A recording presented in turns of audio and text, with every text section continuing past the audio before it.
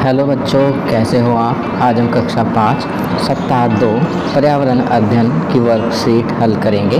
पाठ 1 कैसे पहचाना चींटी ने दोस्त को। तो चलिए वर्कशीट सॉल्व करते हैं। प्रश्न 1 सही विकल्प चुनिए। यहाँ पर प्रश्न के नीचे 3 विकल्प दिए गए हैं, आपको सही विकल्प चुनना है। क इनमें से कौन सा जानवर घोंसला नहीं बनाता। तो इसका सही उत्तर होगा हिरण। ख इनमें से कौन सा जीव मनुष्य जैसी बोली में बोल सकता है। तो यहाँ पर सही विकल्प है तोता। ग इनमें से कौन सा जानवर पेड़ों पर झूला झूल कर चलता है। तो यहाँ पर सही विकल्प है बंदर। चलिए आगे बढ़ते हैं।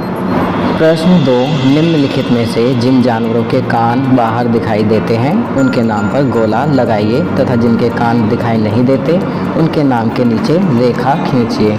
तो बच्चों यहाँ पर जिन जानवरों के कान बाहर दिखाई देते हैं उन पर गोला लगाना है।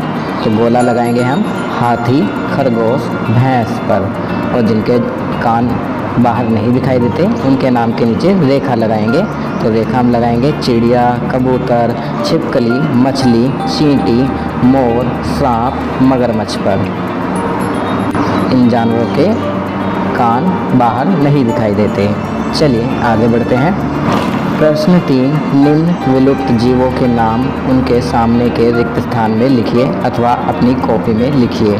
तो यहाँ पर कुछ विलुप्त जीवों के चित्र दिए गए हैं, आपको पहचान कर इनके नाम इनके चित्र के आगे लिखने हैं। पहला चित्र है मैमथ का। मैमथ हजारों सालों पहले होते थे परंतु अब ये विलुप्त हो चुके हैं। दूसरा चित्र है डोडो पक्षी का। डोडो पक्षी अब विलुप्त हो चुके हैं। चलिए आगे बढ़ते हैं। तीसरा चित्र है डायनासोर का। डायनासोर भी हजारों करोड़ों साल पहले होते थे परंतु अब विलुप्त हो चुके हैं। चलिए आगे बढ़ते हैं। प्रश्न 4 निम्न चित्र को ध्यानपूर्वक देखिए और चित्र से संबंधित कोई कहानी, पंक्तियाँ या कविता लिखिए। तो बच्चों आपके सामने यहाँ एक चित्र दिया गया है। इस चित्र को देखकर आपको कोई भी कहानी, पंक्तियाँ या कविता लिखनी है। आप अपने शब्दों में लिखने का प्रयास करेंगे। आपकी सुविधा के लिए मैंने यहाँ पर लिखा है, जब साथ हो निस्वार्थ साथी तब जीवन सहज लगता है। कहते हैं निस्वार्थ प्रेम तो जानवर का ही होता है। अगर कोई पहुंचाए इन्हें नुकसान वह जिंदगी भर रोता है। तो बच्चों यहाँ पर मैंने लाइनें लिखकर इंसान और जानवर के प्रेम के बारे में बताने का प्रयास किया है। आप अपने शब्दों में कोई भी कहानी, पंक्तियाँ या कविता यहाँ पर लिख सकते हैं। चलिए आगे बढ़ते हैं। प्रश्न 5 लोग जानवरों को क्यों मारते हैं, कोई 3 कारण लिखिए। तो बच्चों यहाँ पर हमें कोई भी 3 कारण लिखने हैं जिनके कारण लोग जानवरों को मारते हैं। तो यहाँ पर पहला कारण लिखेंगे, लोग जानवरों को चमड़ी, मांस, दांत व सींगों की तस्करी के लिए मारते हैं। दूसरा, कुछ लोग जानवरों को बलि के लिए मारते हैं। तीसरा, कुछ लोग जानवरों को पागल हो जाने के कारण मारते हैं। आप इनके अलावा भी अन्य तरीके लिख सकते हैं। चलिए आगे बढ़ते हैं। जीवन कौशल प्लास्टिक को ना कहें। किसी भी रूप में प्लास्टिक हमारे और हमारे पर्यावरण के लिए हानिकारक है। हमें अपने पर्यावरण की बेहतरी के लिए एकल उपयोग प्लास्टिक का उपयोग बंद कर देना चाहिए। सिंगल यूज प्लास्टिक का उपयोग बंद कर देना चाहिए। पर्यावरण के अनुकूल ऐसे कई विकल्प हैं जिनका उपयोग हम प्लास्टिक के स्थान पर कर सकते हैं। उदाहरण के लिए प्लास्टिक की थैली के स्थान पर कपड़े की थैली का उपयोग। तो यहाँ पर बताया गया है कि हमें सिंगल यूज प्लास्टिक का प्रयोग बंद कर देना चाहिए, उसके स्थान पर कपड़े की थैली का उपयोग करना चाहिए या अन्य विकल्प का इस्तेमाल करना चाहिए। खरीदारी के लिए बाहर जाते समय अपना थैला साथ लेकर जाना चाहिए। पानी की बोतल खरीदने के बजाय अपनी खुद की पानी की बोतल लेकर जाना चाहिए। और ठंडे पेय पीने के लिए प्लास्टिक की नली का, स्ट्रॉ का इस्तेमाल नहीं करना चाहिए। चलिए आगे बढ़ते हैं। अब यहाँ पर कुछ प्रश्न दिए गए हैं। प्लास्टिक के हानिकारक प्रभावों के विषय में अपने आसपास के कम से कम 5 लोगों को जागरूक करें।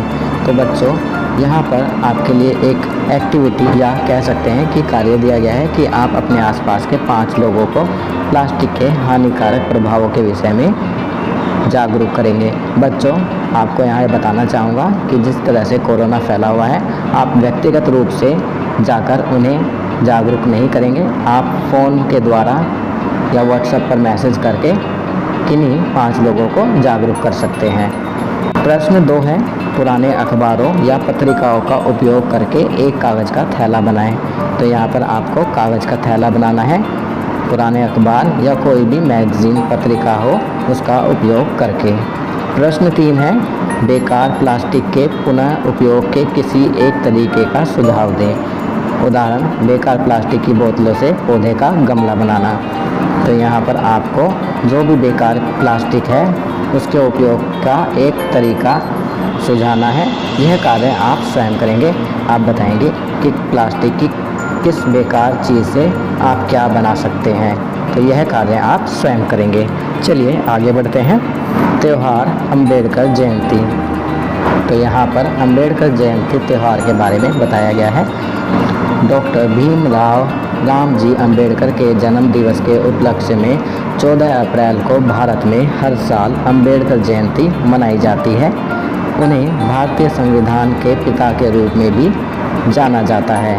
उन्होंने अपना पूरा जीवन समाज के वंचित वर्ग के उत्थान के लिए समर्पित कर दिया था। तो यहाँ पर आपको डॉक्टर भीमराव रामजी अंबेडकर के बारे में और अधिक जानने का प्रयास करना है ताकि आप उनके जीवन से परिचित हो सकें। भारतीय संविधान का निर्माण उन्हीं ने किया था। उन्हें भारतीय संविधान का पिता भी कहा जाता है।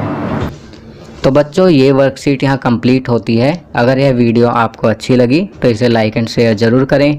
अन्य विषयों पर बने हमारे लेटेस्ट वीडियोज़ को देखने के लिए चैनल को सब्सक्राइब करना ना भूलें और देखते रहिए हमारा channel knowledge kingdom. Thank you.